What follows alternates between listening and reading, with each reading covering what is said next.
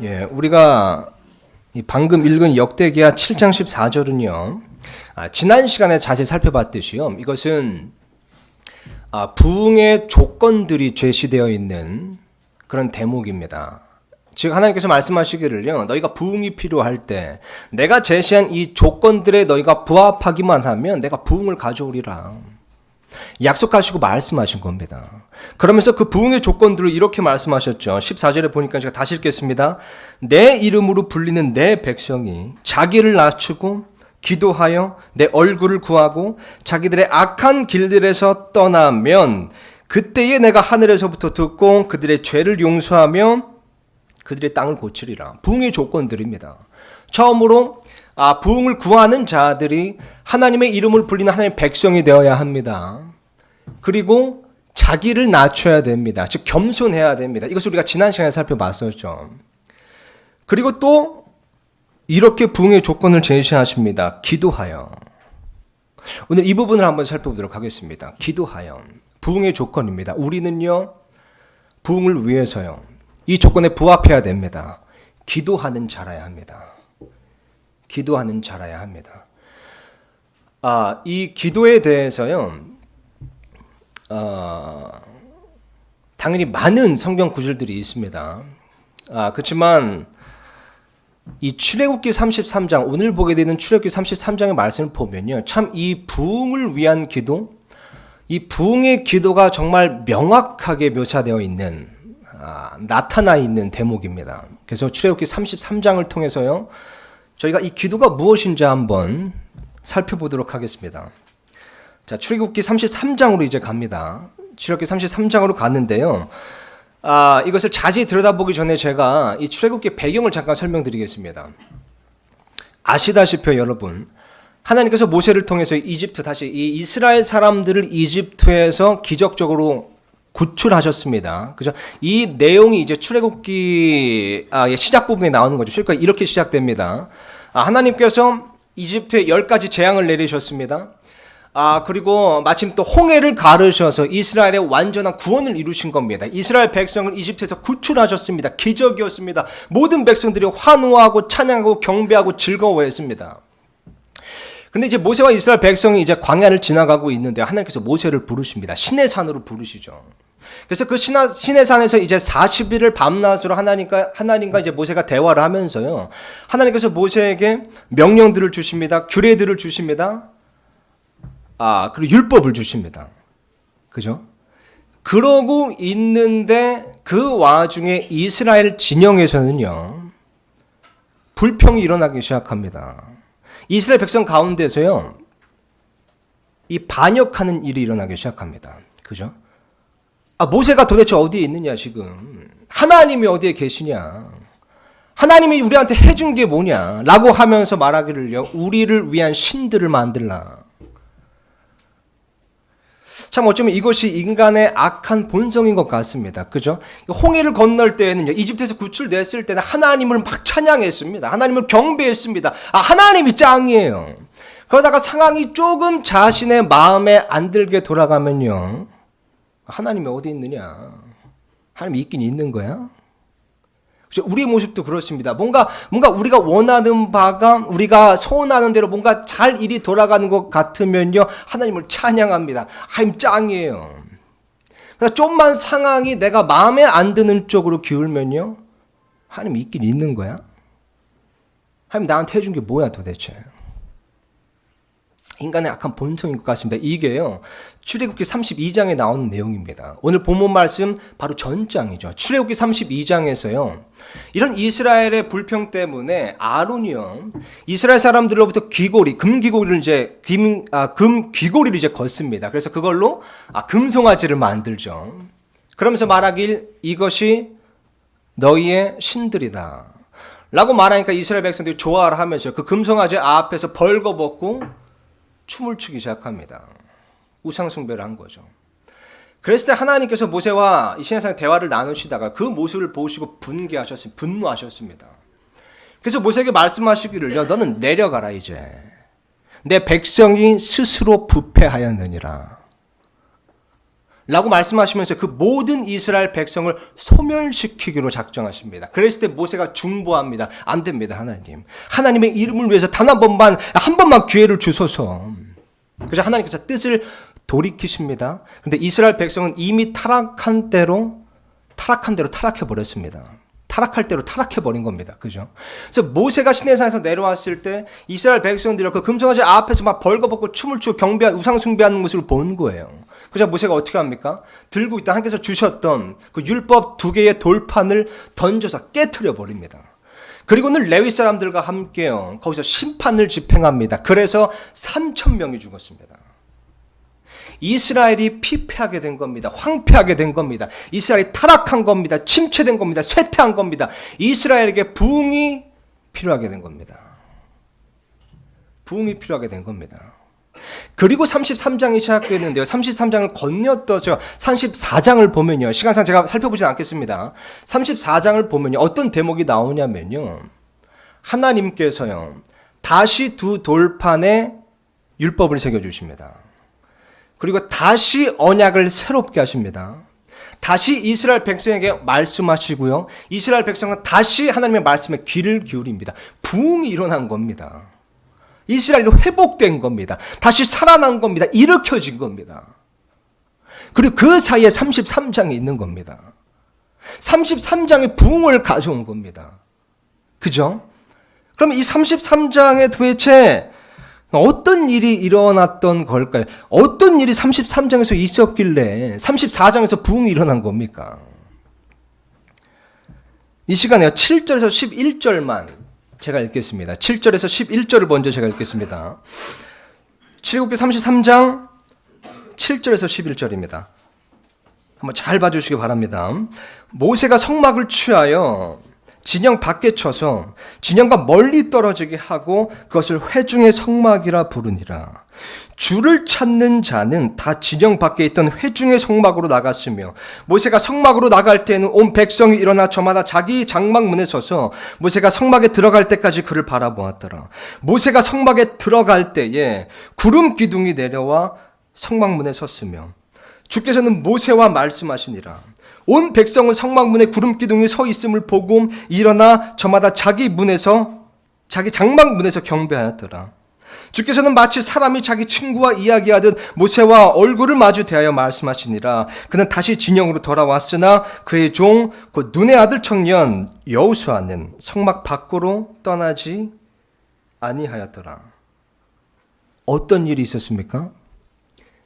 기도하는 일이 있었습니다. 기도하는 일이 있었습니다. 물론 이 33장 전체를 보면요, 이제 아까 본 그 역대기하 7장 14절에 나오는 그 부흥의 조건들이 다 나타나 있기는 합니다. 그죠? 하나님의 이름 부르는 하나님 백성이 자기를 낮추고, 기도하여 또 하나님의 얼굴을 구하고 악한 길에서 돌이키는 그런 내용이 다 나와 있습니다. 근데 이 33장을 보면 특히 하나님께서 이 33장은요, 이 기도하는 행위를 부각하고 집중하는 겁니다. 강조하고 있는 겁니다. 기도가 부흥을 가져온 겁니다. 모세와 이스라엘 백성이 다 기도하는 자가 되었을 때 부흥이 일어난 겁니다. 9절 10절 한번 다시 한번 보시기 바랍니다. 9절 10절입니다. 모세가 성막에 들어갈 때, 기도하러 성막에 들어갈 때에 구름 기둥이 내려와 성막문에 섰으며 주께서는 모세와 말씀하시니라. 온 백성은 성막문에 구름 기둥이 서 있음을 보고 일어나 저마다 자기 장막문에서 경배하였더라. 그죠? 여러분, 기도할 때 구름 기둥이 다시 돌아왔습니다. 기도할 때 하나님의 임재가 다시 돌아온 겁니다. 기도했을 때 하나님과의 만남이 다시 이루어진 겁니다. 기도했을 때요, 여러분. 기도했을 때 부흥이 일어난 겁니다. 다시 하나님을 향한 경배가 회복된 겁니다. 기도가 부흥을 가져옵니다. 기도가 없이는 여러분 아무 일도 일어나지 않습니다. 왜냐하면 무엇보다 여러분 기도하는 것을 하나님께서 집중하시고 주목하시기 때문입니다. 무엇보다 기도하는 곳에 하나님의 강력한 임재가 부어지기 때문입니다. 베드로전서 3장 12절은 이렇게 쓰여 있습니다. 주의 눈은 의로운 자들 위에 거하며 그분의 귀는 그들의 기도에 열려 있으되. 그죠? 그분의 귀는 그들의 기도에 열려 있으되 주의 얼굴은 악을 행하는 자를 대적하느니라. 요한계시록에 보면요, 하나님의 왕좌 둘레에 24 장로들과 스랍들이 예수님께 경배하러 나아가는데요. 경배하는데 무엇을 가지고 예수님께 경배하고 엎드린지 한번 보시기 바랍니다. 요한계시록 5장 8절입니다. 그분께서 그 책을 취하심에 네 짐승과 24 장로가 저마다 하프와 향이 가득한 금병들을 가지고 어린 양 앞에 엎드렸는데 이 향은 성도들의 기도라. 24 장로와 이 네 짐승 스랍들이 예수님께 엎드려 경배하는데요. 하프와 하나님을 찬양하는 것과 그리고 금병들을 가지고 갔습니다. 그 금병에 뭐가 있었습니까? 향으로 가득했습니다. 그리고 그 향은 성도들의 기도였습니다. 하나님께서요, 우리의 기도를 금병에 담으실 정도로요, 하나님께 우리의 기도가, 이 성도들의 기도가 그처럼 소중하고 향기롭다는 겁니다. 금병에 담으실 정도로요. 야고보서는요, 기도에 대해서 이렇게 강조하고 있습니다. 유명한 구절입니다. 야고보서 5장 16절에서 18절입니다. 너희 잘못들을 서로 고백하고 너희가 병고침을 받도록 서로를 위해 기도하라.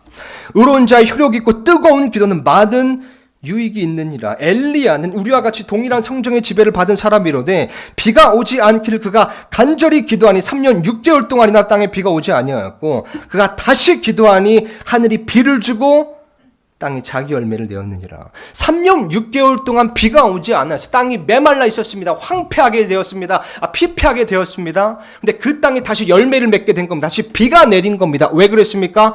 엘리야가 다시 기도했기 때문입니다. 기도했기 때문입니다.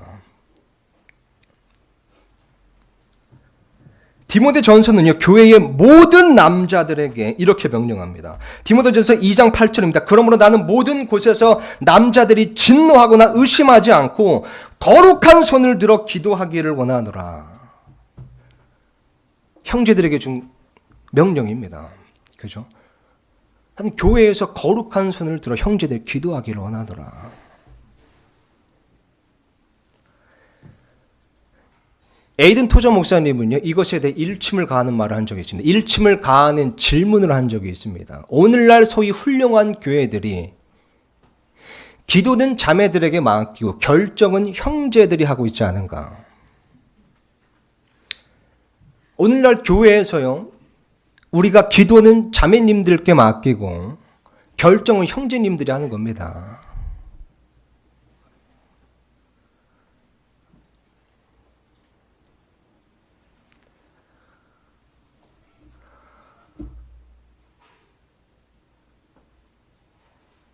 독재하는 교회의 리더 잘못된 겁니다. 배척합니다. 나쁜 겁니다. 그죠? 목사가 교회 리더라는 사람이 독재하는 것 잘못된 겁니다. 근데 그분들의 핑계로 삼는 말 여러분 들어보셨습니까? 뭐라고 하냐면요, 교회 집사들과 형제들이 기도를 전혀 안 하는데 내가 그들의 의견을 어떻게 신뢰하겠는가. 부끄러운 말입니다. 어쩌면 우리가 독재하는 목사를 만들고 있을지도 모릅니다.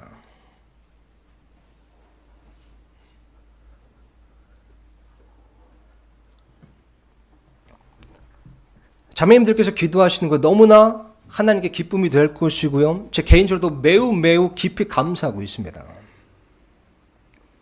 근데 우리 형제님들은 어떻습니까? 정말 교회의 중요한 문제들을 다루고 또 결정하는 우리 남자들은 어떻습니까? 이 구절을 한번 보시고 다시 한번 보시겠습니다. 그러므로 나는 모든 곳에서 남자들이 진노하거나 의심하지 않고 거룩한 손을 들어 기도하기를 원하노라. 어쩌면 우리 남자들이 기도하지 않아서요, 그래서 교회 안에서 그렇게 진노하고 그렇게 의심하는 걸지도 모릅니다. 남자들이요. 여러분, 사도행전에 보면요, 초대교회가 계속해서 연속적으로 부흥을 경험했습니다. 계속해서 성령 충만을 경험했습니다. 왜냐하면요, 그들이 기도하는 것에 흔들리지 않고요. 성경 말씀 보면요, 그리고 기도하는 것에 전념하고요, 그리고 어떤 일이 있어도 무슨 일이 있어도 기도를 멈추지 않았기 때문입니다. 그래서 그 모습을 사도행전 4장 31절은 이렇게 묘사하고 있습니다. 그들이 기도하기를 마침에 그들이 함께 모인 곳이 흔들리더니 그들이 다 성령님으로 충만하여 담대히 하나님의 말씀을 말하니라. 기도의 성자라고 불리는 E.M. 바운즈는요, 자신의 책에서 이렇게 설파했습니다. 부흥은 기도로 시작된다. 기도하는 마음은 부흥의 마음이다. 간절히 기도하는 마음은 부흥의 보증이요, 부흥의 전조요, 부흥의 원천이다. 부흥은 기도로 시작되고 기도로 지속된다. 부흥이 제대로 끝나려면 기도로 끝나야 한다. 저는 이 책의 제목이 마음에 듭니다. 기도하지 않으면 죽는다. 기도하지 않으면 죽는다. 우리가 영적으로 죽지 않고 다시 살아나려면 우리는 기도해야 됩니다. 오늘 본문 말씀에서요, 모세와 이스라엘 백성이야 다시 살기 위해서요, 무엇보다 기도했습니다. 무엇보다 기도하기 위한 장소를 만든 겁니다. 무엇보다 기도하기 위한 시간을 만든 겁니다. 오늘날 많은 교회들이요, 부흥을 외치고 부흥을 갈망하면서 부흥을 위해서 많은 프로그램들을 만듭니다. 심지어 세속적인 방법들을 강구합니다. 그렇지만 하나님을 만나기 위한 성막은 만들지 않습니다. 그래서 오늘날 많은 그리스도인들이요, 부흥을 위해서 이것저것 찾아다닙니다. 인터넷을 돌아다닙니다. 이것저것 찾아서 읽습니다. 찾아서 듣습니다. 다 좋습니다. 근데 오늘날 그리스도인들이 부흥을 위해서 기도하기 위한 시간을 만들지는 않습니다. 하나님을 만나기 위한 성막을 만들지는 않습니다. 기도하지 않으면 죽습니다. 다시 살기 위해서는요, 반드시 기도하는 자리로 돌아와야 합니다. 기도하는 자리로 돌아와야 합니다. 그러면 지금부터요, 여러분, 이 출애굽기 33장을 통해서요, 이 기도가 무엇인가 한번 살펴보겠습니다. 이 기도에 대해서 한번 나눠보도록 하겠습니다. 특히 부흥을 위한 기도는 어떤 것인가, 무엇을 위해 기도해야 되고 또 어떻게 기도해야 되는가에 대해서 한번 살펴보도록 하겠습니다. 첫 번째로요, 기도의 준비에 대해서 한번 살펴보겠습니다. 기도의 준비입니다. 기도하기 전에는 반드시 준비하는 것이 필요하다는 겁니다. 기도하기 전에는요, 준비가 필요합니다. 오늘 본문 말씀 보니까요, 이스라엘 백성이 모세가 기도하기 전에요, 하나님께서 이 이스라엘 백성에게 요구하신 것이 있었습니다. 그죠? 모세와 이스라엘 백성이 기도하기 전에 행한 것이 있었습니다. 그게 보니까요, 지금 1절에서 6절에 나옵니다. 1절에서 6절 나오는데 이것은 제가 읽겠습니다. 주께서 모세에게 이르시되 너와 또 내가 이집트 땅에서 데리고 올라온 백성은 여기를 떠나 내가 아브라함과 이삭과 야곱에게 맹세하여 말하기를 내가 내 씨에게 주리라 한 그 땅으로 올라가라. 내가 천사를 내 앞에 보내며 또 가나안 족속과 아모리 족속과 헷 족속과 브리스 족속과 휘 족속과 여부스 족속을 쫓아내고 너를 젖과 꿀이 흐르는 땅에 이르게 하려니와 나는 내 한가운데서 올라가지 아니하리라. 너는 목이 뻣뻣한 백성이므로 내가 길에서 너를 소멸시킬까 염려하노라 하시니라. 지금 보니까 2절에 보니까 너희가 이제 가나안 땅으로 갈 때에 내가 천사를 내 앞에 보낼 건데 3절에 보니까요, 근데 나는 내 한가운데 올라가지 아니하리라 말씀하십니다. 그죠? 하나님의 임재가 떠난 겁니다. 부흥이 필요한 시점인 겁니다. 그죠? 4절에 보니까 이렇게 쓰여 있습니다. 백성이 이 나쁜 소식을 듣고 애곡하며 아무도 몸에 장식품을 걸치지 아니하니라. 5절입니다. 이는 주께서 모세에게 말씀하시기를 이스라엘 자손에게 말하라. 너는 목이 뻣뻣한 백성인즉 내가 순식간에 내 한가운데 임하여 너를 소멸시키리니 그러므로 이제 내게서 장식품을 제거하라. 그러면 내가 내게 무슨 일을 할지 알겠노라 하셨기 때문이더라. 이스라엘 자손이 호렙산 옆에서 자기들의 장식품을 몸에서 제거하니라. 이것이 기도의 준비입니다, 여러분. 기도를 하기 전에요, 우리는 반드시 장식품을 제거해야 됩니다. 이 장식품을 제거한다는 것은요, 사실 이 역대기하 7장 14절에 나오는 그 부흥의 조건들 중에 자기를 낮춘 것에 속하는 겁니다. 그죠? 왜냐면 장식품이 뭐죠? 자기를 드러내기 위한 겁니다. 자신을 뽐내고 자랑하기 위한 겁니다. 그죠? 자신을 높이기 위한 겁니다. 근데 하나님께 나아가기 전에는 이런 장식품을 제거해야 된다는 겁니다. 즉 자기를 낮춰야 된다는 겁니다. 또 장식품을 제거한다는 것은요, 우리의 외적인 것을 제거한다는 뜻입니다. 우리의 거칠애를 제거한다는 것입니다. 하나님께 나아가기 전에요, 우리 거칠애를 제거하는 것입니다. 하나님께 나아갈 때는요, 기도할 때는 미사여구가 필요하지 않습니다. 그죠? 어떤 목사의 직분이나 집사의 직분이 필요하지 않습니다. 오늘날 많은 사람들이 마치 장식품처럼 주렁주렁 달고 다니는 그런 인권이라는 것이 필요하지 않습니다. 하나님께 나아갈 때는요. 우리는 이런 장식품을 제거해야 되는 것입니다. 모든 거칠의 모든 육신적인 것들, 모든 내가 의지하고 신뢰하는 것들, 또 내가 육신적으로 자랑하는 것들, 내 자랑거리들, 내 거칠의 겉모습, 외적인 것, 나의 직분이 뭐가 됐든 외적인 것, 장식품들을 다 제거하는 것입니다. 그죠? 모든 것들을 제거하고 자기 자신을 낮춤으로써 하나님께 나아가야 되는 것입니다. 이게 기도의 준비입니다. 기도하기 전에 우린 준비해야 됩니다. 장식품을 제거함으로써요. 다음으로 살펴볼 것은 기도의 전제입니다. 기도의 전제입니다. 기도를 함에 있어서요, 선행되어야 하는 것이 있다는 겁니다. 기도를 함에 있어서요, 반드시 선행되어야 하는 것이 있다는 겁니다. 7절을 보겠습니다. 잘 보시기 바랍니다. 모세가 성막을 취하여 진영 밖에 쳐서 진영과 멀리 떨어지게 하고 그것을 회중의 성막이라 부르니라. 주를 찾는 자는 다 진영 밖에 있던 회중의 성막으로 나아갔으며. 저 지금 보니까요, 모세가 이제 회중의 성막을 세웁니다. 근데 여기서 세운 이제 이 성막은요, 하나님께서 이제 어떤 명령으로 주신 그런 규정대로 세운 성막은 아닙니다. 그 성막은 이제 출애굽기 40장에 가서 나옵니다. 근데 어쨌든 이제 같은 모형으로서 이제 모세가 여기서요, 하나님을 경배하기 위한, 하나님을 만나기 위한, 하나님께 기도하기 위한 장소를 이제 마련한 겁니다. 그죠? 그래서 그 성막을 세우는데 그 성막을 지금 어디에 쳤다고 나옵니까? 보니까 지금 진영 밖에 쳤습니다. 더 나아가서는요, 지금 보니까 진영과 멀리 떨어진 곳에 세운 겁니다. 그죠? 그래서 지금 여기 보니까 7절 보니까 주를 찾는 자는, 누구든지 주를 찾는 자, 기도하는 자는요, 다 진영 밖에 있던, 진영과 멀리 떨어져 있던 회중의 성막으로 나아가서 기도를 했어야 됐던 겁니다. 그죠? 왜 그렇습니까? 왜냐면요, 여기서 지금 이스라엘 사람들이 있던 이 이스라엘의 진영은요, 출애굽기 32장에 보면요, 그들이 불법을 저지른 곳이기 때문입니다. 이들의 죄가 얼룩진 곳이었습니다. 이들이 이스라엘 진영 안에서 우상숭배를 한 겁니다. 그러니까 이런 죄로 얼룩져진 이런 진영으로부터 그들이 먼저 분리되어야 됐던 겁니다. 그죠? 그리고 아까 읽었던 구절처럼 뭐라고 하셨습니까? 하나님께서 내가 그 한가운데 계시지 않겠다고 했습니다. 진영 안에는 하나님께서 계시지 않으니 당연히 진영 밖으로 나가야 됐던 것입니다. 진영으로부터 멀리 떨어져서요, 분리되어야 됐던 것입니다.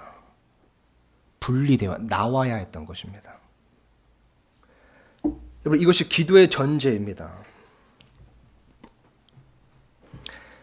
이 기도를 함에 있어서 가장 우선적으로 선행되어야 하는 것은요, 바로 죄로부터 분리되는 것입니다.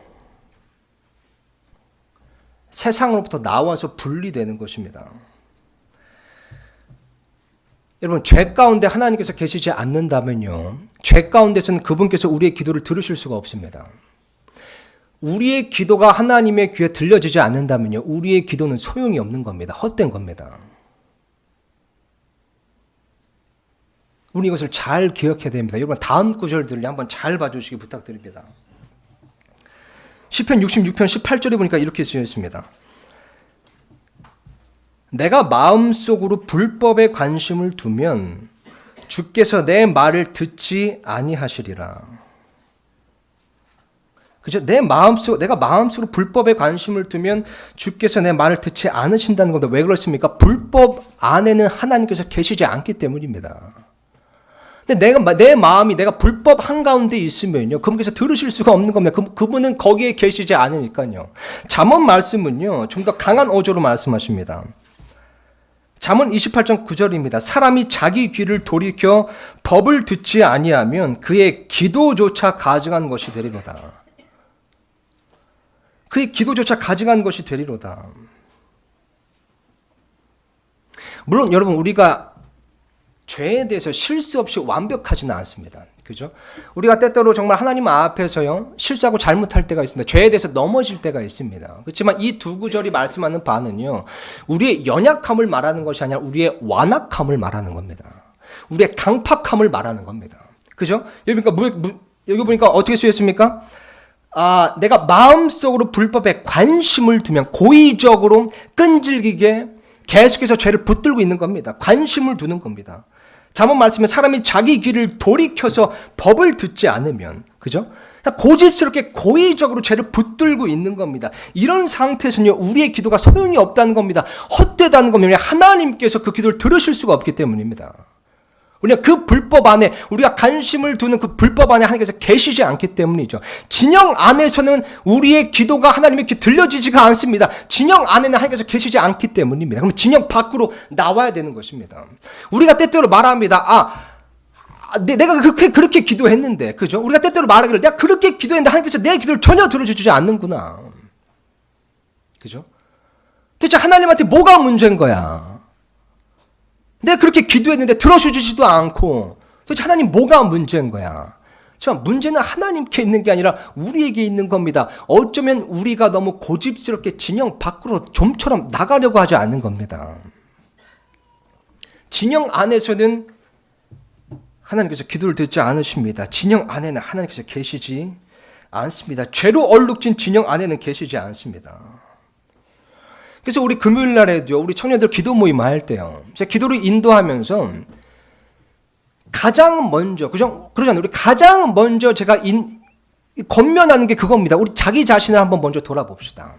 우리 하나님께 나아가면서, 기도로 나아가면서 먼저 자기 자신을 돌아보기를 원합니다. 이 시간. 먼저 우리의 삶을 돌아보기를 원합니다. 내 생각과 내 마음을 한번 들여다보기를 원합니다. 혹시 내 안에 내가 고집스럽게 고의적으로 강팍하고 완악하게 붙들고 있는 죄가 있지는 않은지, 내가 하나님 앞에서 버리고 있지 않은 죄가 있지는 않은지, 내가 관심을 두고 있는 불법은 있지 않은지, 그렇다는 그런 게 있다면 먼저 그것을 버리기 원합니다. 해결하기 원합니다. 요한일서 말씀처럼 우리가 그것을 자백하고 회개하길 원합니다. 회개하시기 바랍니다. 라고 먼저 선행되어져 하는 겁니다.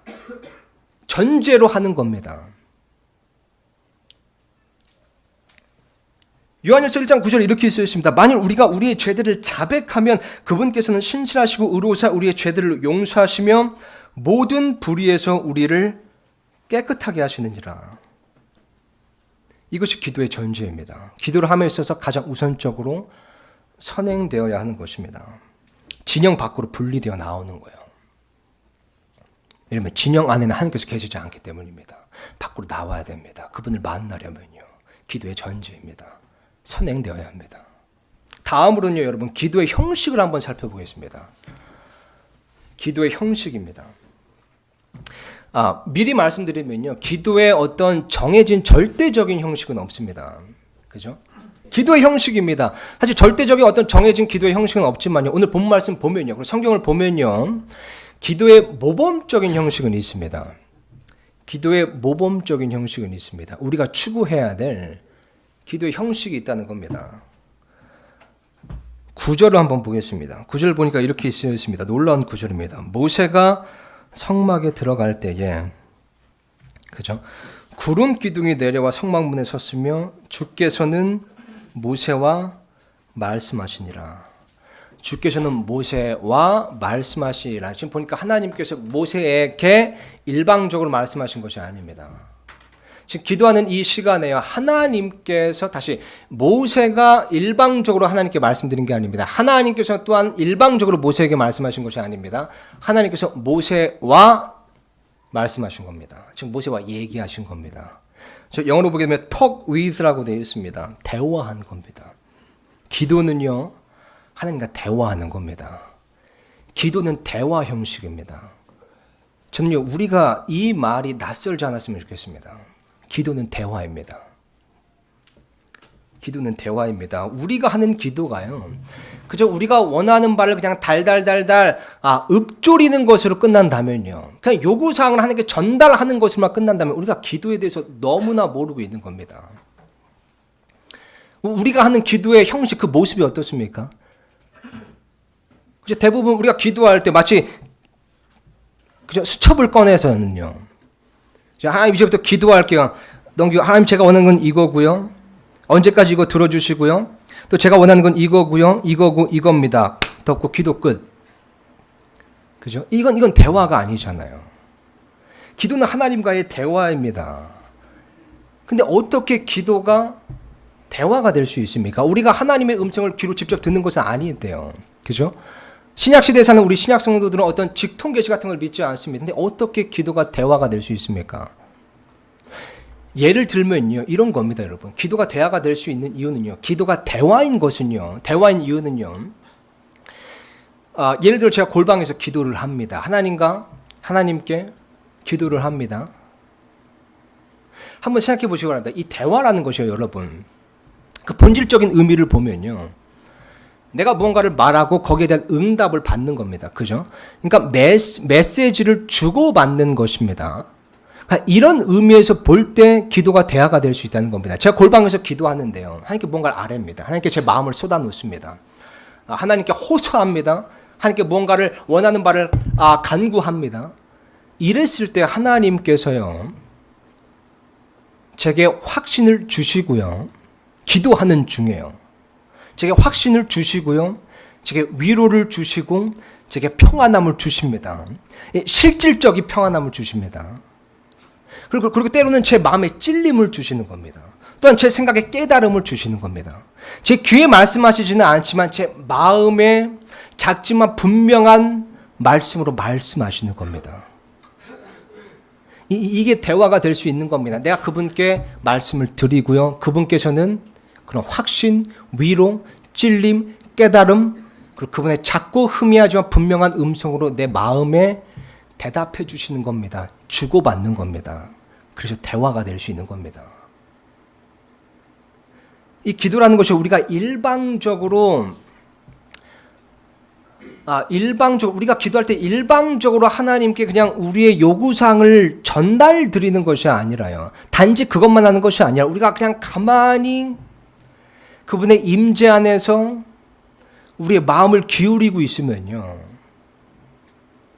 그것이 하나님과 그 기도 속에서 뭔가 주고받을 수 있는 대화가 된다는 겁니다. 저는 이 말이 여러분께 낯설지 않았으면 좋겠습니다.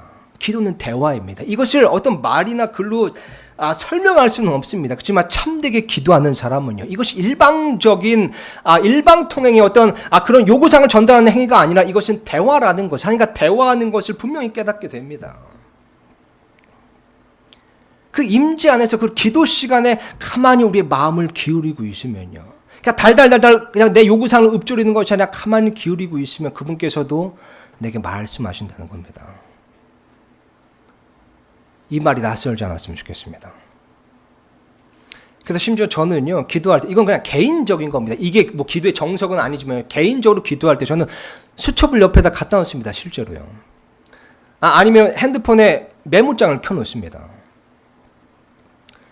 심지어 제가 설교를 준비할 때도요, 이 설교에 대한 영감을 얻는 이 대부분의 경우는요, 제 성경 말씀을 읽고 난 후에 엎드려서 기도할 때였습니다. 대부분의 것이요. 그래서 심지어 저는 어떤 때는 엎드려서 설교를 쓸 때도 있습니다. 제가 지금 어떤 신비주의적인 것을 말씀드리는 게 아닙니다. 한번 잘 생각해 보시기 바랍니다. 기도라는 것이요. 정말 하나님의 그 임재와 가장 밀접하게 연결될 수 있는 가장 확실한 방법이라면요. 이건 지극히 당연한 겁니다. 하나님의 임재 가운데서 기도를 통해서 하나님과 긴밀하게 연결될 수 있다면요. 이것은 지극히 당연한 겁니다. 하나님께서는 말벙어리가 아니십니다. 그죠? 성경 말씀에 뭐라고 쓰였습니까? 하나님은 말씀이시라. 이것이 하나님의 속성입니다. 요한일서 1장 1절이요. 처음에 말씀이 계셨고 그 말씀이 하나님과 함께 계셨으며 그 말씀이 하나님이셨더라. 이게 하나님의 속성입니다. 하나님께서 계속 영원토록 말씀하고 계십니다. 항상 말씀하고 계십니다. 성경 말씀을 통해서 항상 영원토록 말씀하고 계십니다. 설교를 통해서도 말씀하실 수 있습니다. 그리고 기도를 통해서 하나님께 나오는 자, 그 임재 안에 거하는 자, 그 임재와 하나님과 그 임재 안에서 하나님과 정말 긴밀하게 연결되어 있는 자에게는 하나님께서 분명히 그분의 음성을 들려주실 수 있다는 겁니다. 그분의 마음에, 우리의 마음에요. 우리의 생각에, 깨달음을 주시고 찔림을 주시고 위로와 평안과 확신을 주신다는 겁니다. 주고받는 겁니다. 기도의 형식입니다. 올바른 기도의 형식입니다. 그래서 우리가 부르는 찬송가 중에 이런 가사의 고백이 있는 겁니다. 저 장미꽃 위에 이슬 아직 맺혀 있는 그때에 귀에 은은히 소리 들리니 주 음성 분명하다. 그죠? 저 장미꽃 위에 이슬 아직 맺혀 있는 그때니까 내가 기도하는 그 새벽녘이에요. 그죠? 귀에 은은히 소리가 들린다는 겁니다. 잘 들으니까 그 소리가 주의 음성이 분명하다는 겁니다. 2절에 뭐라고 쓰여있죠? 그 청아한 주의 음성 울던 새도 잠잠케 한다. 내게 들리던 그 음성이 그죠? 내 귀에 늘 쟁쟁하다 고백하고 있지 않습니까? 이것이 기도입니다. 이것이 올바른 기도의 형식입니다. 우리가 추구해야 될 기도의 형식은요, 대화 형식입니다.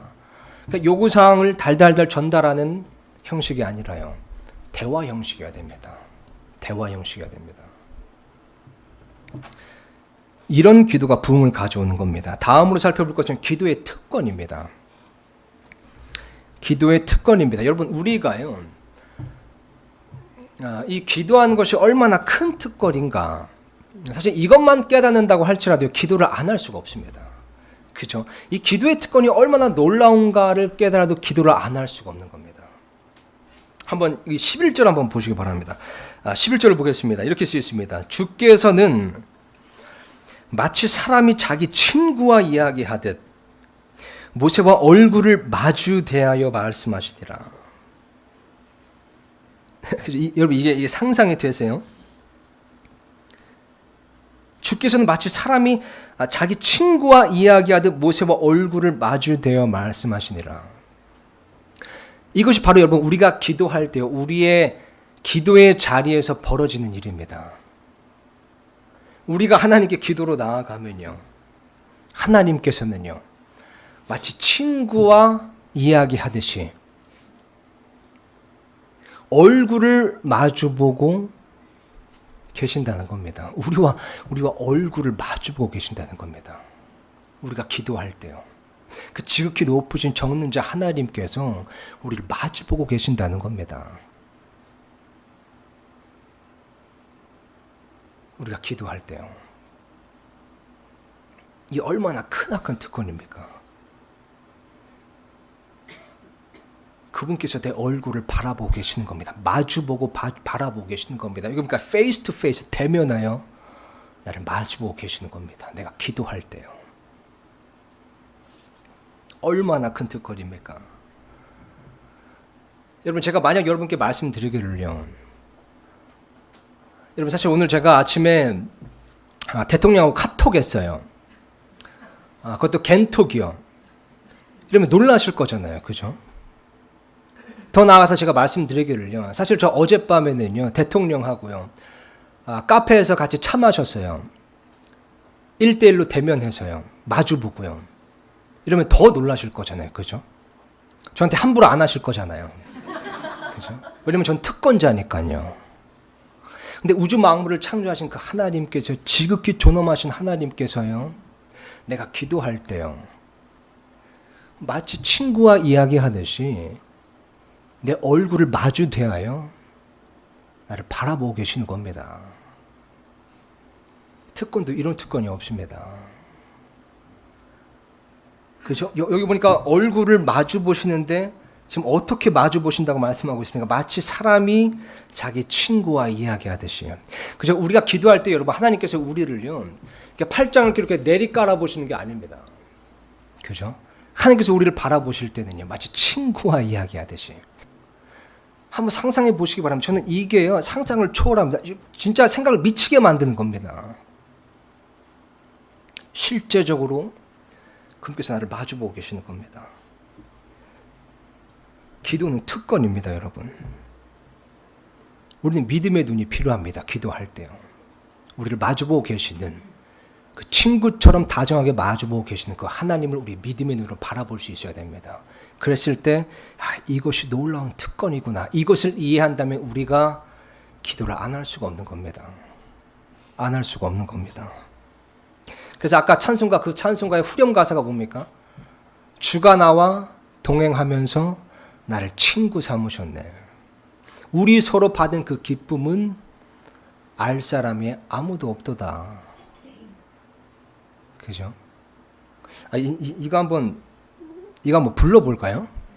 이거 한번 불러봐야겠는데요, 이거? 저 장미꽃 위에 있을 저 장미꽃 위에 있을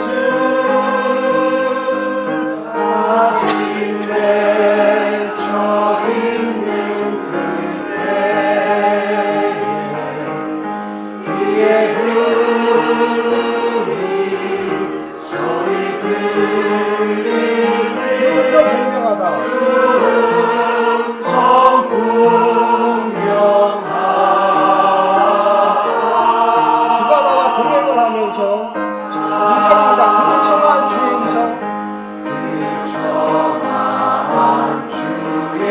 음성, 새도 잠잠케 한다. 내게 들리던 주의 음성이 늘 귀에 쟁쟁하다.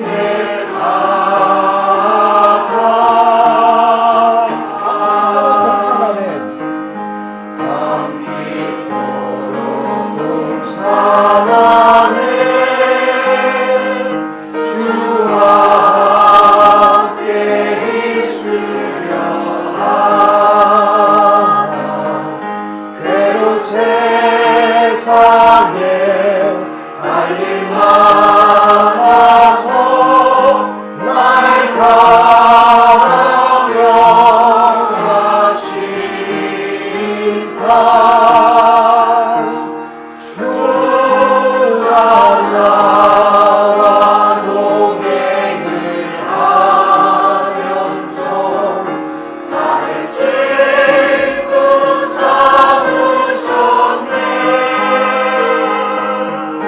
우리 서로 받은 그 기쁨은 알 사람이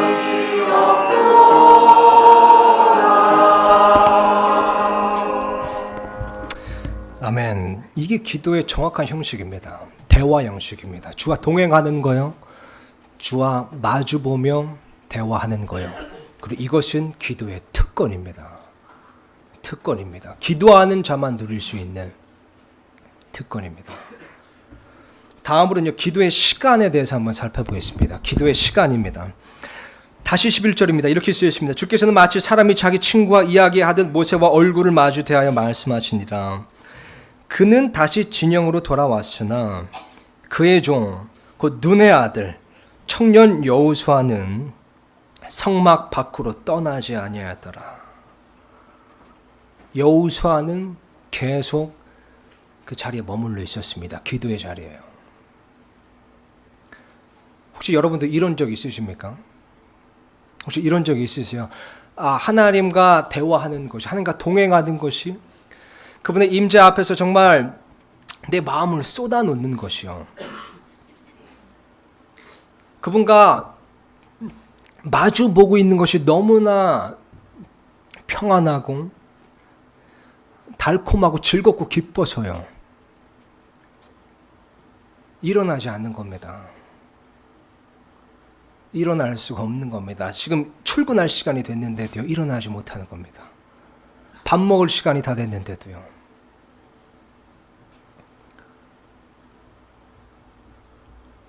일어날 수가 없는 겁니다. 잘 시간이 됐는데도 일어날 수가 없는 겁니다. 아까 방금 불렀던 그 찬송가 3절 가사처럼요. 그 동산에 주와 함께 정말 깊은 밤을 보내려고 하나. 그죠? 계속해서 깊은 밤을 그분과 함께 있고 싶어 하는 겁니다. 또 이 기도의 중요성을 너무나 절실히 깨달았어요. 정말 기도 없이는 아무 일도 일어나지 않는구나. 내가 할 수 있는 최선의 것은 기도밖에 없구나. 정말 그 전능하신 하나님께서 나를 주목하시게 만드는 것은 정말 기도밖에 없구나라는 것을 절실히 깨닫기 때문에 기도를 멈출 수가 없는 겁니다. 그 기도의 자리에서 일어날 수가 없는 겁니다. 1시간이 지나고 2시간이 지나고 3시간이 지나도 일어날 수가 없는 겁니다. 뭔가 충분하지 않은 겁니다. 저는 개인적으로 기도를 하면서요, 모르겠습니다. 단 한 번도요, 기도가 끝나고 난 다음에 오늘은 정말 뭔가 충분히 기도했다, 이 정도면 충분히 기도했다라고 느껴진 적이 없습니다. 항상 뭐가 아쉬운 거예요. 이 하나님께 쓰임받은 사람들의 임종시에 공통된 후회가 있다고 합니다. 그들의 후회는 이렇습니다. 나는 기도를 너무 적게 하는 것이 유감이다.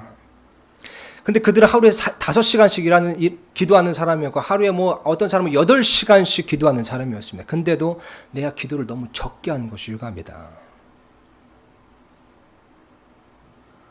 저는 여기서 지금 본문 말씀에서 여호수아가 성막 밖으로 떠나지 않고 계속해서 성막 안에서 기도하고 있었던 것은요, 결코 여호수아가 할 짓이 없어서거나 아니면 시간이 너무 많아졌다고 생각하지 않습니다. 성경 말씀에 보면 이스라엘 백성을 이끌고 리드하는 것에는요, 너무나 많은 일들이 있었고요, 너무나 많은 수고가 필요했고 너무나 바쁜 일이었습니다. 저는 예수님께서 시간이 너무 많으셔서 할 일이 없으셔서 틈날 때마다 산에 올라가서 기도하셨다고 믿지 않습니다. 복음서에 보면 예수님께서 그 누구보다도 너무나 바쁘신 분이셨습니다. 너무나 바쁘신 분이었습니다. 그럼에도 불구하고 그 와중에도 예수님께서 어떻게 해서든 기도의 자리를 만드시려고 하고 기도의 시간을 만들려고 하신 겁니다. 왜 그렇습니까? 왜 이게 기도가 중요합니까? 왜 우리가 기도의 시간을 만들어야 됩니까? 왜냐하면 기도가 없이는 하나님의 임재가 없고요, 하나님의 임재가 없이는 그분의 능력이 없고요, 그분의 능력이 없이는 부흥이 없기 때문입니다.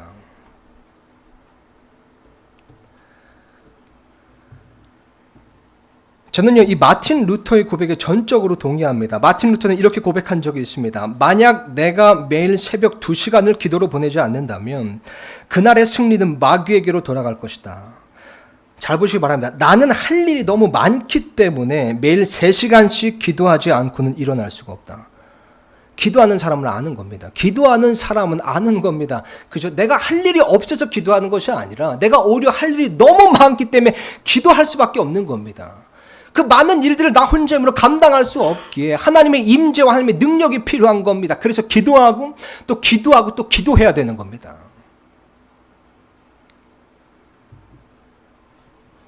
우리는 반드시 기도의 시간을 만들어야 됩니다. 기도의 시간을 만들어야 됩니다. 마지막으로요, 기도의 내용에 대해서 살펴보고 마치겠습니다. 기도의 내용입니다. 그러면 우리가 무엇을 기도해야 합니까? 부흥을 위해 우리가 무엇을 구해야 합니까? 이 기도가 하나님과의 대화라고 해서요, 그렇다고 해서 우리가 항상 하나님과 어떤 잡담을 늘어나야 된다고 말씀드린 것이 아닙니다. 그죠? 우리는 하나님께 구할 것을 구해야 됩니다. 요청할 것을 요청해야 됩니다. 왜냐하면 야고보서 말씀에 보면 이렇게 쓰였습니다. 4장 2절이요. 너희가 욕심을 내도 갖지 못하고 죽여서 갖고자 해도 얻지 못하나니 너희가 다투고 싸워도 갖지 못함은 너희가 구하지 않기 때문이요. 너희가 갖지 못하면 구하지 않기 때문이라고 말씀하고 있습니다. 우리는 구할 것을 마땅히 구해야 됩니다. 그러나 그렇다고 해서 우리가 하나님께 아무거나 구할 수 있는 것은 아닙니다. 그죠? 다음 구절 4장 3절 보니까 이렇게 쓰였습니다. 너희가 구하여도 받지 못함은 그것을 너희의 정욕에 쓰려고 잘못 구하기 때문이라. 우리는 하나님께 무언가를 구해야 됩니다. 그렇지만 올바르게 구해야 됩니다. 올바르게 구해야 됩니다. 요즘에 주비가요, 자기가 앞으로 이제 태어날 동생이 여자였으면 좋겠나 봐요. 그래서 그것을 이제 저희한테 자꾸 쪼르는 거예요. 여자를 낳아달라고요. 여자 동생을 낳아달라고 쪼르는 겁니다. 근데 그게 우리 마음대로 안 되잖아요. 그래서 그건 엄마 아빠가 할 수 있는 일이 아니야. 하고 만약에 이제 계속 쪼르는 겁니다. 여자 동생 낳게 달라고, 여자 동생 낳아달라고. 그래서 나중에 이제 하도 귀찮아가지고 이렇게 말해버렸습니다. 하나님한테 기도해봐 그러면. 그러니까 얘가 진짜 이렇게 두 손을 모으더니요, 공손하게요, 이렇게 기도를 하는 겁니다. 눈을 감고요. 하나님, 아기가 여자로 변신하게 해주세요. 믿음이 좋아요, 그죠? 남자라고 할지라도 여자로 변신하게 해달라고 하는 겁니다. 그러니까 얘가 이제 그런 기도의 개념은 조금 안 겁니다. 그러니까 하나님에 대해서 잘 모릅니다. 당연히 아직 뭐 기도에 대해서 잘 모릅니다. 그렇지만 보니까 인간이 할 수 없는 것을 하나님께 기도하는 거구나, 이런 거 이제 아는 겁니다. 지난주 금요일 날에 얘가 막 이제 노래를 막 부르고 있더라고요, 혼자. 근데 되게 노래가 이상해요. 뭐 멜로디도 이상하고 박자도 이상하고 특히 가사는 완전 엉망입니다. 이게 뭐 알아들을 수 있는 어떤 의미가 있는 말이 아니라 그냥 막 이상한 말로 이렇게 하는 노래인 거예요. 그래서 제가 그 노래가 뭐야? 그랬더니 가지 노래래요. 가지 노래. 그래서 그게 뭐야? 나뭇가지 아니면 먹는 가지? 그러니까 먹는 가지 노래래요. 그래서 그거 누가 가르쳐줬어? 그러니까 본인이 만든 거래요. 그래서 또 막 이렇게 불러보니까 막 모르겠어요. 뭐 이상한 잘 알아들을 수 없는 그런 막 가사로 막 노래를 막 나름 막 열심히 부르더라고요. 그러면서 이제 가끔 가지 이런 단어가 좀 들어가긴 하지만 이상한 좀 노래였습니다. 그리고 다 부르고 그래서 저는 이제 뭐 이상하긴 하지만 이렇게 막 박수 치면서 막 이제 칭찬해 줬죠. 노래 참 잘 만들었다 이러고요. 그러고 난 다음에 이제 노래를 다 불렀는데 제가 생각지도 못한 말을 하는 거예요. 이제 아빠가 불러봐. 제가 당해가지고 한 번만 다시 불러달라고. 그랬더니 또 막 이제 부르는데 처음에 불렀던 것과 또 달라졌어요. 또 막 이상한 가사로 막 이상한 멜로디를 막 부르는 겁니다. 근데 뭐 이거를 따라할 수도 없고 외울 수도 없는 그런 이상한 노래인 거예요. 또 다 부르고 난 다음에 이제 아빠가 불러봐. 그래서 제가 주비야, 이거는 아빠가 할 수 없을 것 같아. 이 가지 노래는 너무 어려워서 할 수 없을 것 같아. 그러니까 주비가 말하기를요, 그럼 하나님께 기도해봐. 그래서 뭘 기도해? 그러니까 가지 노래 가르쳐 달라고 기도해봐. 그래서 하나님도 가지 노래는 잘 모르실 것 같은데, 기도의 내용입니다, 여러분. 저와 여러분은요, 하나님께 무엇을 기도하고 계십니까? 어떤 내용으로 기도하고 계십니까? 성경에 보니까요, 예수님의 기도를 보더라도요, 많은 것을 구한다고 해서 좋은 기도가 되는 것은 아니더라고요. 근데 좋은 기도는요, 보니까요, 몇 가지를 구하더라도 결정적인 것을 구하는 겁니다. 결정적인 거예요.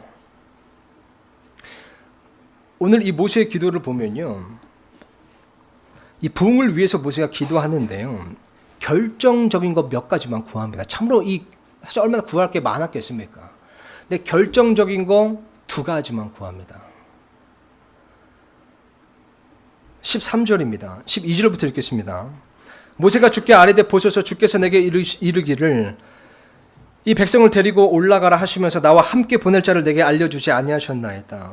주께서 전에 말씀하시기를 나는 널 이름으로 알고 너도 내 눈앞에서 은혜를 입었도다 하셨나이다. 그러므로 이제 13절부터 이제 기도를 합니다. 구할 것을 구합니다. 그러므로 이제 원하오니 내가 주의 눈앞에서 은혜를 입었사오면 이제 주의 길을 내게 보여주사. 이게 첫 번째 기도였습니다. 주의 길을 내게 보여주소서. 주의 길을 내게 보여주소서. 그죠? 즉 하나님의 길을 보여달라는 겁니다. 하나님의 뜻을 보여달라는 겁니다. 하나님의 계획을 보여달라는 겁니다. 하나님의 뜻을 강구하는 겁니다. 근데 우리가 하는 대부분의 기도를 보면요, 우리가 하는 기도가 대부분 우리가 우리의 길을 하나님께 보여드리는 기도입니다. 그죠? 우리가 우리의 뜻을 하나님께 보여드리는 기도입니다. 우리의 계획을 하나님께 가르쳐드리는 기도입니다. 그렇잖아요. 내가 원하는 길은 이렇습니다. 잘 알아두세요. 내 뜻은 이렇습니다. 내 뜻은 이렇고 내 계획은 이렇습니다. 여기에 맞춰주세요. 라고 하면서 하나님께 내 길을 보여드리고 하나님께 내 뜻을 보여드리고 내 소원을 보여드리고 내 계획을 보여드리는 거, 이게 우리 기도의 대부분입니다. 그렇지만 예수님께서는 어떻게 기도하셨습니까? 나의 뜻대로 마옵시고 아버지의 뜻대로 하옵소서. 왜 그렇습니까? 하나님의 길이 가장 높은 길이고요. 훨씬 더 높은 길이고요. 하나님의 뜻이 훨씬 더 좋은 뜻이고요. 하나님의 계획이 훨씬 더 나은 계획이기 때문입니다. 하나님께서 나보다 더 잘하십니다. 분명한 것이 하나님께서 나보다 더 잘하십니다. 그래서 여기 뭐라고 쓰였습니까? 모세가 기도하기를 13절을 보니까요. 이제 주의 길을 내게 보여주사 내가 주를 알게 하시고 또 내가 주의 눈앞에서 은혜를 입게 하소서. 무슨 말이 문법적으로 무슨 말이냐면요. 이런 말입니다. 주의 길을 내게 보여주소서. 왜냐하면 그 길이 내가 주의 길로 가는 것이 곧 내가 주를 더 알게 되는 방법이고 주의 눈앞에서 내가 은혜를 입는 방법이기 때문입니다. 라고 지금 말하는 겁니다. 그러니까 주의 길을 내게 보여주소. 주의 길로 가게 하소서. 그게 내가 하나님께 은혜를 받는 방법입니다. 그게 내가 주를 아는 방법입니다. 이보다 더 좋은 길이 어디 있습니까? 이보다 더 좋은 기도가 어디 있습니까? 그죠? 주의 길을 내게 주의 뜻을 내게 보여주소서. 하나님의 계획, 하나님의 뜻을 나로 하여금 알게 하소서. 이게 모세의 첫 번째 기도였습니다. 우리는 주의 길을 구해야 됩니다. 두 번째로 모세는 이렇게 구합니다. 결정적인 기도입니다.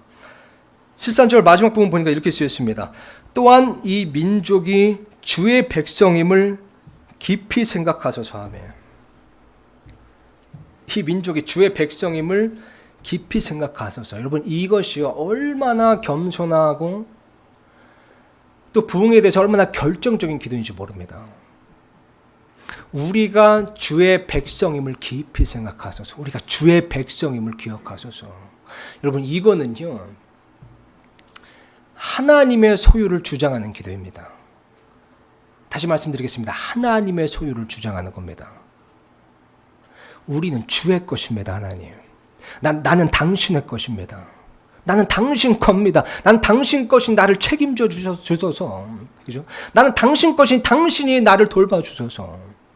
하나님의 소유를 주장하는 겁니다. 근데 우리의 기도의 대부분 어떻습니까? 우리의 소유를 주장하는 겁니다. 나의 인생이 이렇고 저렇고, 그죠? 나의 길이 이렇고 저렇고, 우리가 자녀를 위해 기도할 때도 어떻게 합니까? 나의 자녀가 이렇고 저렇고, 나의 가족이 이렇고 저렇고, 내 교회가 이렇고 저렇고. 우리가 분명히 이것을 알아야 됩니다, 여러분. 우리의 소유를 주장하는 기도는요, 하나님께 그렇게 설득력이 없습니다. 그죠? 마치 하나님께서 말씀하실 겁니다. 그럼 너 인생은 너 거니까 너가 알아서 해. 그죠? 너 인생이 너 거라면 너가 알아서 해. 너 자녀가 너 거라면 너가 알아서 해. 너가 책임지면 되잖아. 너의 계획, 너의 뜻, 너의 인생이 너 거라면 너가 알아서 해. 설득력이 없는 겁니다. 나의 소유를 주장하는 것은요. 그렇지만 하나님의 소유를 주장하는 것은요. 언제나 하나님께 설득력이 있습니다. 난 당신의 겁니다. 하나님. 내 인생은 당신의 것입니다. 내 삶은 당신의 겁니다. 내 자녀는 나는 당신의 양입니다. 나를 돌보소서. 당신의 양을 돌보소서. 당신의 양을 당신이 책임져 주소. 난 당신 겁니다. 이런 기도는 하나님께서 결코 물리치시지 않습니다. 나의 소유를 주장하는 것이 아니라요. 하나님의 소유를 주장해야 됩니다. 하나님의 소유를 주장하는 기도를 해야 되는 겁니다. 이것이 올바른 기도의 내용입니다. 설교를 정리하고 마치겠습니다. 오늘 우리는요, 이 부흥의 조건으로 이 기도에 대해서 한번 살펴봤습니다. 우리는 이 조건에 부합되어야만 합니다. 부흥을 위해서요. 우리는 기도하는 자가 되어야 합니다. 근데 막 기도하면 안 됩니다. 그렇죠? 그렇다고 해서요. 막 기도해서 되는 것이 아닙니다. 우리는 먼저 기도의 준비가 있어야 됩니다. 장식품을 제거해야 됩니다. 자기를 낮추고요. 거칠애를 제거해야 됩니다. 그리고 난 다음엔 기도의 전제로요. 우리는 진영 밖으로 나가야 됩니다. 진영 밖으로 나가서 세상과 분리되어서 죄를 멀리 떠나야 됩니다. 그리고 난 다음에는요, 기도할 때 올바른 형식을 취해야 됩니다. 단지 내 요구사항을 전달하는 형식이 아닌 대화 형식이어야 됩니다. 하나님과 대화하는 형식이어야 됩니다. 그리고 우리가 기도의 특권을 제대로 이해함으로써요, 기도하는 시간을 만들어야 됩니다.